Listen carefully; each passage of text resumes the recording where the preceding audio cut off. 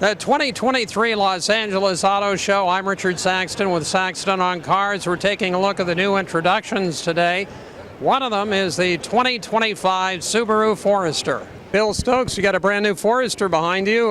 Tell us a little bit about it and how it's different from the previous year's model. So we're very excited about the all-new 2025 Forester. It's a brand new vehicle from the ground up, new interior and exterior design. It's still based on the Subaru Global platform, but that platform's been updated, so it's 10% stiffer in terms of torsional rigidity. It has a lot more sound deadening inside, so it's much quieter, much more comfortable to drive. It's got new seats, new sight lines in and out, lots of new materials that make it a lot more comfortable inside. New technology with the 11.6-inch touchscreen that is the center of the main information display. It's got the latest version of Subaru EyeSight, so it'll be the safest Forester ever. More cargo space than any Forester we've ever made, and there are thoughtful touches inside the cargo area as well, like new utility mounting points where you can hang things or mount shelving or things like that inside the rear cargo area. So a lot of clever solutions for people that like to take these vehicles and do lots of different stuff with them, whether it's on weekdays or on the weekends. And we're very excited because we think it's the best Forester we've ever made. Any changes to the good old all-wheel drive boxer engine?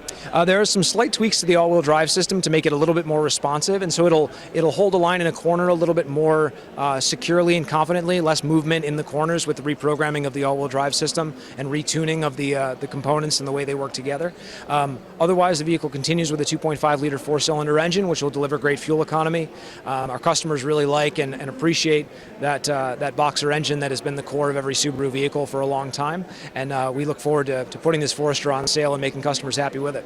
So basically one engine option, and what's the horsepower again? The horsepower is 180 on this vehicle. It'll continue with the 2.5-liter four-cylinder as the only engine.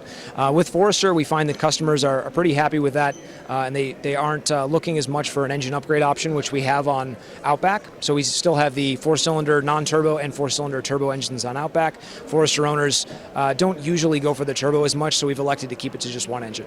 So, Bill, tell us how you would differentiate as somebody that's been with Subaru for a long time versus the different model lines, because you have basically the same drivetrain, but a little bit different. And who are the different buyers, as you were saying, between Outback and Forester, for example? So between Forester and Outback, we find that Forester owners are using the vehicle on an everyday basis a little more often. The Outback owner is maybe a little bit more adventure focused. They want to go out and do things on the weekends, and they're buying a vehicle that has maybe a little bit more adventure styling and a little bit more space inside for those adventures. Forester owners use them for the daily grind a little more often, and certainly that's not the only thing they're used for. They are taken off-road, and they're driven outdoors in all different weather conditions and on all different types of roads, more than other vehicles in the compact CUV segment, but Forester's a little bit more in that segment as opposed to Outback, which is more pushing towards the outdoorsy end of things. And I know that one issue a long time ago was that Subaru was selling so many cars that your dealer service departments couldn't keep up. How's all that going? We've actually put a lot of resources into improving our retailer network to especially improve the ability to get vehicles in and out of the service drive. We've put together a program where we've helped retailers fund improvements to their service areas. And so we've, over the last 5 to 10 years, made substantial strides in getting more retailer throughput in the service areas so our customers can get the service that they need.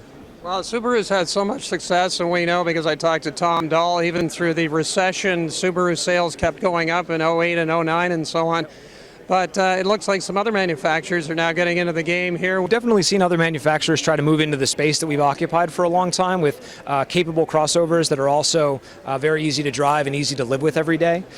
In particular, the Crosstrek has been a real leader in that smaller segment, and we've seen a lot of other manufacturers moving into that space and trying to copy what Crosstrek is with a vehicle that's packaged a little bit smaller than a normal Forester size compact CUV, so a little more nimble and a little more fuel efficient. But Crosstrek is really a leader in that segment with good interior space, great capability, and that same symmetrical all-wheel drive system. So we'll keep improving our products, and we'll see if the other manufacturers can keep up.